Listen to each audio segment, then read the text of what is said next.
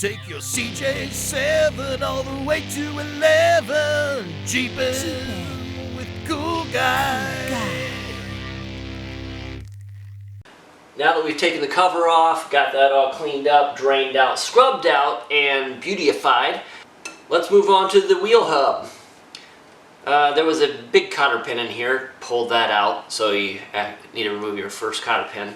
And then it looks like we just need to take off this big crown nut, and hopefully this thing slides off. I don't know if we're going to need a puller or not.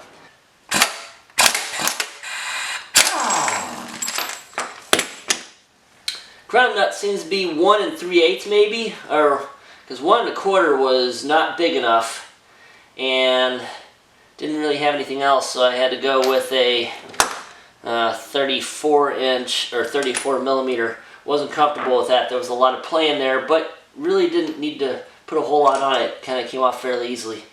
Crown nut, nice big super thick washer. Once you got the crown nut off, take off the 4 backing plate bolts, 9/16, 4 of them.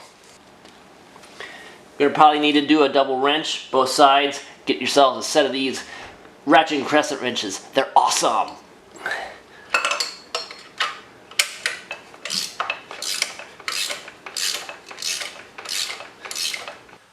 Right, all you Cool Guy fans.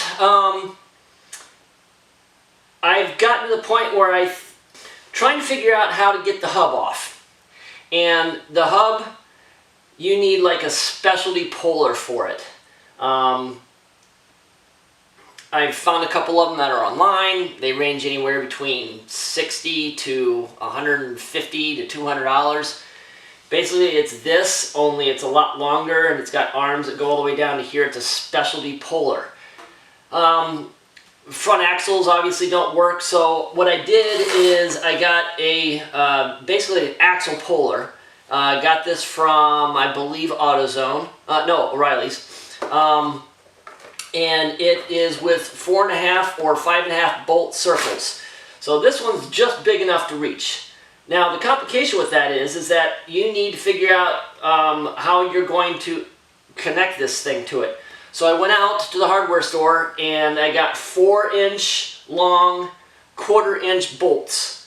And these are, you can't get them into hardened steel, like you can only get them in stainless steel.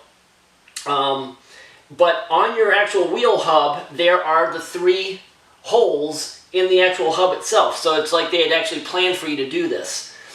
My goal right now is to just get the axle out. And then I can take it over to a machine shop just up the way and have them actually pull the hub, because I'm not getting that off with anything that I have, or probably you have, unless you have some big old machine tool or machine press, 20-ton press. This is my goal. We're going to see how this works.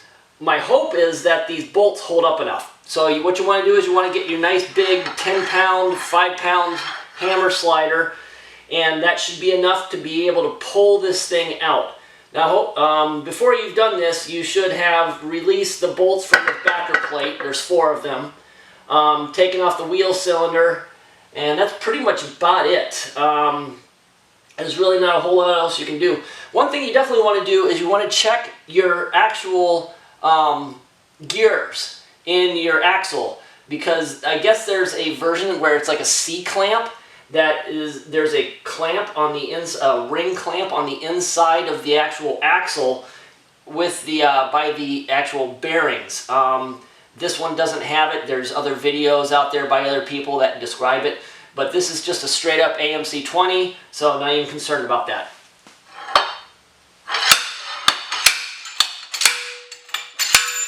Oh my God! Happy dance! Happy dance! Woohoo! Oh, work it! Work it! Feel that! Oh, yeah! Ha! Alright, well, I pulled it out. It's not light.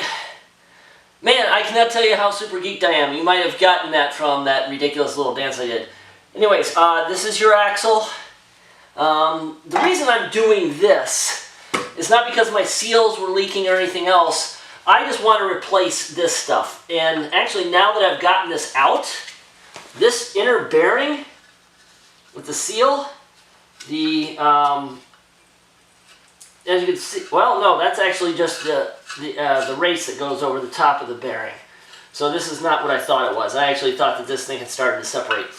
I just want to be able to take the whole thing apart because I want to clean out everything in this axle. I want to get this inner seal out. I want to replace the bearings.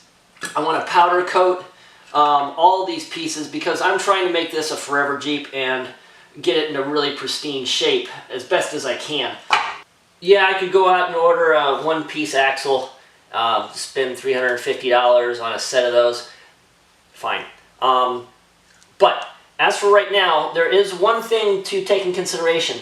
There is a groove or a notch in this actual hub that rests on a notch that's part of the actual axle. And depending on the history of this, this could have been what is called spun, which basically means that there's too much torque put on the axle and this notch basically gets spun out, released more or less. And then at that point your wheel hub you're kind of screwed. So you would have to replace your actual rod or the hub or both, or just go with the one piece. I don't think, from what I can tell, that I've had that problem. Doesn't look like it. Yeah, everything in there is solid. So just wanted to point that out. Something to take note of before you go through all the hassle, that if this is actually ground down, if you want to call that, you're going to have to replace the axle anyways. I feel like I didn't give you enough description on the details of all this.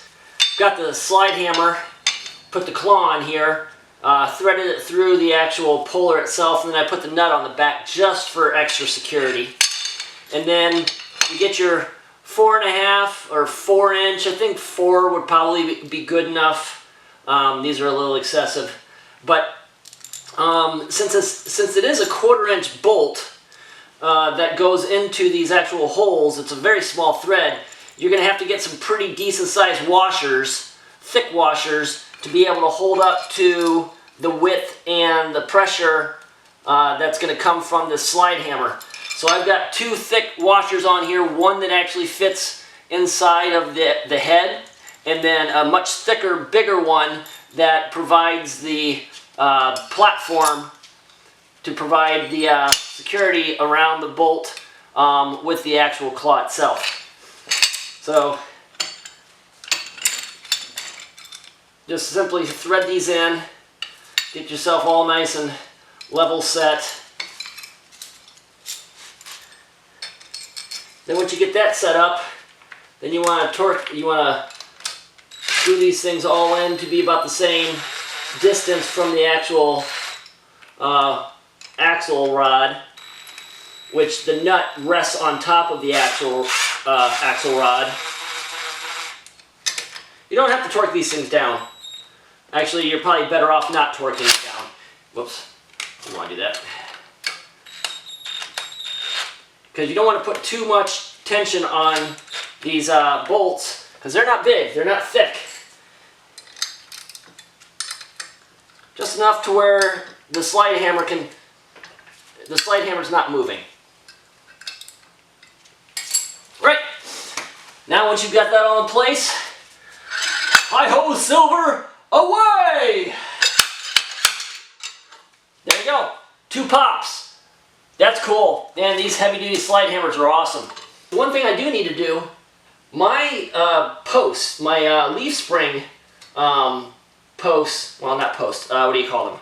Saddles, whatever that is, that's actually welded into this axle tube, have rusted through. So I've got to actually grind these off, and I've got ones that were just going to rest on there. So I have to grind these off, get that all smoothed out. Then we'll coat it and redo the yoke, powder coat the yoke. If you have any comments or questions on this particular video, taking apart this axle, please put it in the comments, and I will answer whatever I possibly can. Like I said, I don't know a whole lot about this. I'm experiencing this as I go.